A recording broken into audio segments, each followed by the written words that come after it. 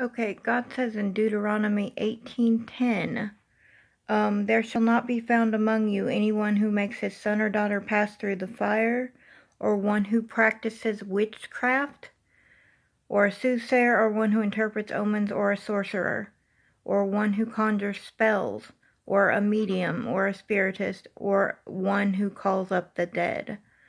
And then it goes on to say everything that those types of people do is an abomination to God. But anyway, there's the witch for you. Jesus doesn't want her found among them. Now it says somewhere else that thou shalt not suffer a witch to live. Now I think that it says there shall not be found among you. When it says there shall not be found among you, means don't do it, and that they'll cast you out of Israel if you do it. I don't know that they would necessarily kill them. I think that was strong wording. But like you'll find a few places in strong wording in the Bible, like when it says like sacrifices to God and stuff like that. Sometimes it doesn't require death, I don't think, but it says death in the verses. So that's really weird. But the thing about a witch is she'll lead herself to death and hell if she does drugs. So the thing is, she's leading herself down that path to hell, to death and hell. And she, of course, probably calls up spirits and stuff like that too. Because normally witches, they don't just do witches, they do sorcery and they do magic and they do enchantments too. They do all this other stuff too.